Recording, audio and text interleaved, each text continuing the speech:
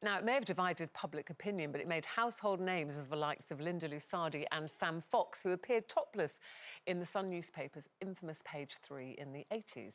Today marks 50 years since its launch in 1970, before it was axed 5 years ago.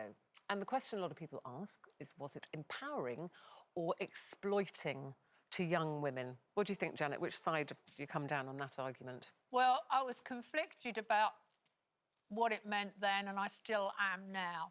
But what I find unacceptable is that women claim that it was good for their, it was positive for them and that it was life-changing and all this, that and the other. And in actual fact, Page 3 was a sales device. It was dreamt up to sell more newspapers, to use women as a marketing ploy, to flog more The Sun, more copies of The Sun in a tabloid war. And at the time, I was working on the Daily Mail. And around that time, newspapers were really fighting for survival. And the Daily Mail was broadsheet, and then it went to a small-sized tabloid. And, it was part of a circulation drive. I don't see it ultimately as empowering for women, to be honest, to take off all your clothes. If the women are comfortable doing it, well, fair play to them. But it's so hard, isn't it, to come down on one side or the other. Now, young women routinely post pictures of themselves wearing very little and say it's their bodies, they can do what they like with them. And, of course, I'm a different generation. But it's worth It's interesting saying. when you read, though, because they've been featuring a lot of the girls that featured a lot in Page 3. So Sam Fox is an interview today, Linda Lusardi. And they all do say they were very proud of what they did. They weren't coerced into doing it. They had the best time. So if they, they travelled the world. And actually, they used to visit the troops when they were in Afghanistan. But at the end of the day, they're women going around, taking their clothes off, surrounded by men of a certain age, ogling them, and I still find that a little bit uncomfortable. Brenda, are you how would you feel? with it? So let's go back to how would you feel?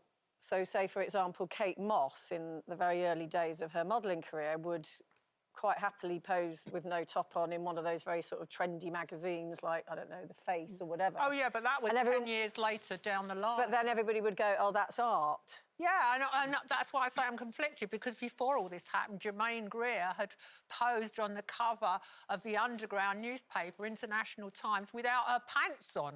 So she said, it's my body, I own it, get over it. I mean, you worked at the Sun, Jane. Yeah, no, absolutely. Funny enough, I was quite unusual at the Sun because I never liked Page 3, and it wasn't because I was offended by it. I mean, I met all of the I suppose, girls, a lot of them were, in terms of, they were in their 20s, but they were smart. And they used to get really riled by the fact that people would be appearing on television or whatever going, these girls know not what they do. And they were like, no, we absolutely know. Don't be so patronising, we're not stupid. But for me, for years and years, I used to say, let's get rid of Page 3, because for me, it was just old-fashioned. It was just it was outdated.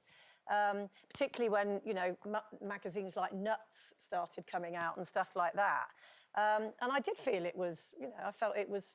But when I first went to the Sun, way, way, way back, I brought in...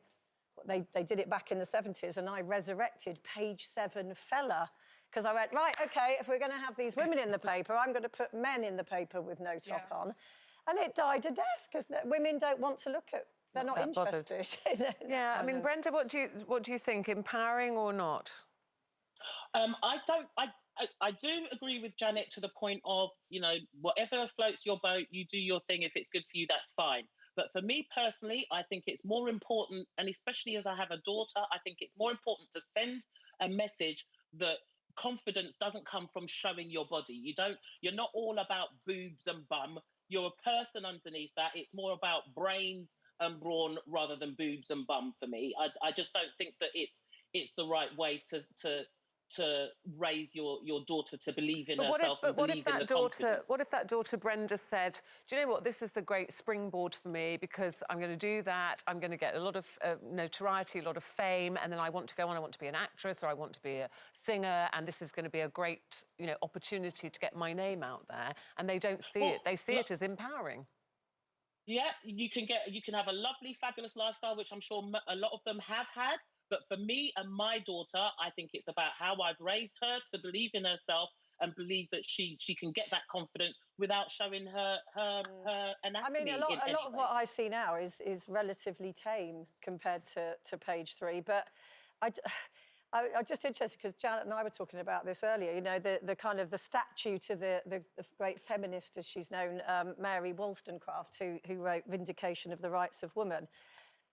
That's caused controversy this week because they've done this statue and there she is, naked with a sort of a bit of a six-pack, and I don't understand why she's naked. Lower area. But the thing is, yes. the thing with this sculpture, it's called Lady on the Green, and they want to put Lady on the Green showing her lady garden. I mean, what is that about? That's just like, I am baffled, but then of course, you know, a lot of the people that would have criticised page 3 are going, oh no, it's, you know, it's a deep and meaningful statement. Yeah, it's divided opinion, hasn't it? Because some are saying, why would you have put a statue in her honour? But they're saying this is about empowerment for all women. It's not just about her. Yes, and it's a symbolic thing. But at the same time, if we were going to commission yet another statue of Winston Churchill, would we think it was perfectly OK to see Winston Churchill starkers, you know, with the crown jewels on display? I mean...